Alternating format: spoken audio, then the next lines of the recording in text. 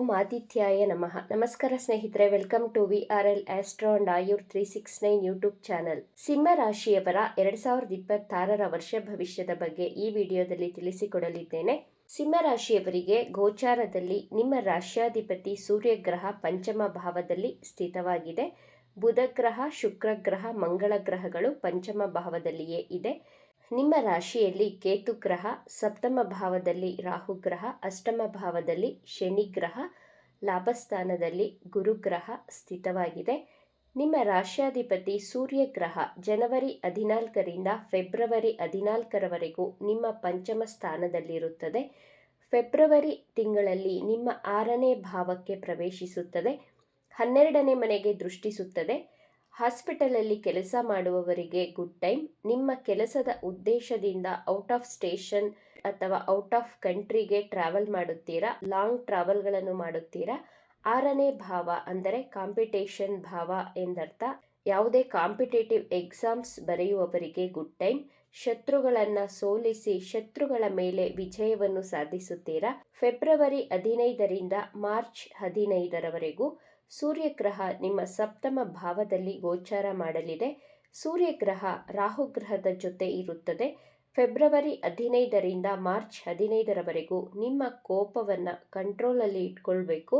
ವೈವಾಹಿಕ ಜೀವನದಲ್ಲಿ ವೈಮನಸ್ಸುಗಳು, ಸಮಸ್ಯೆಗಳು, ಮಿಸ್ಅಂಡರ್ಸ್ಟ್ಯಾಂಡಿಂಗ್ ಆಗುವಂತಹ ಸಾಧ್ಯತೆಗಳಿರುವುದರಿಂದ ಸಮಾಧಾನವಾಗಿರಬೇಕು.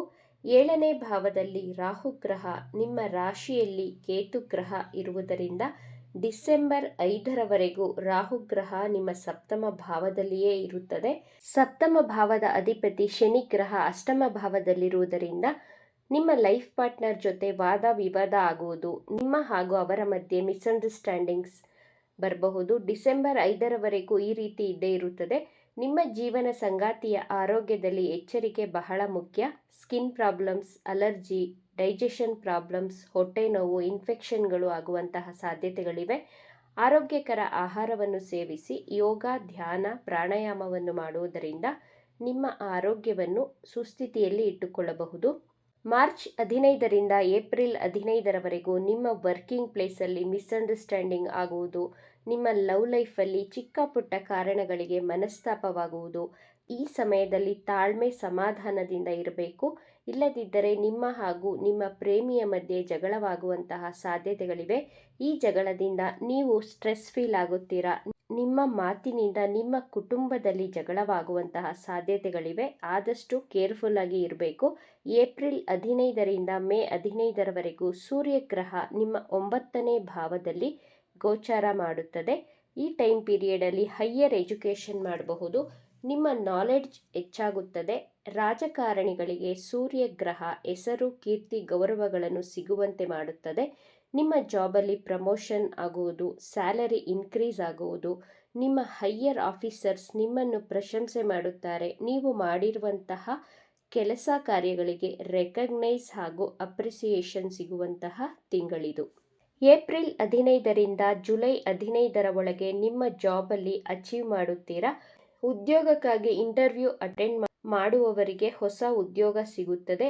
ಆಗಸ್ಟ್ ತಿಂಗಳಲ್ಲಿ ನಿಮ್ಮ ಆರೋಗ್ಯದ ಕಡೆ ಗಮನ ಕೊಡಿ. ಡೈಜೆಷನ್ ಪ್ರಾಬ್ಲಮ್ಸ್ ಬರುವಂತಹ ಸಾಧ್ಯತೆಗಳಿವೆ. ಆಗಸ್ಟ್ 15ರಿಂದ ಅಕ್ಟೋಬರ್ ತಿಂಗಳವರೆಗೂ ನಿಮ್ಮ ಆತ್ಮವಿಶ್ವಾಸ ಹೆಚ್ಚಾಗಲಿದೆ. ಜೀವನದಲ್ಲಿ ಪ್ರಮುಖ ನಿರ್ಧಾರಗಳನ್ನು ಬಹಳ ಧೈರ್ಯವಾಗಿ ತೆಗೆದುಕೊಳ್ಳುತ್ತೀರಾ. ವರ್ಷದ ಕೊನೆಯ 6 ತಿಂಗಳಲ್ಲಿ ನಿಮ್ಮ ಕರಿಯರ್ ಲೈಫಲ್ಲಿ ದೊಡ್ಡ ತಿರುವು, ಉನ್ನತಿ ಕಾಣುತ್ತೀರಾ. ವಿದೇಶ ಕಂಪನಿಗಳಿಂದ ಅವಕಾಶ ಸಿಗಲಿದೆ.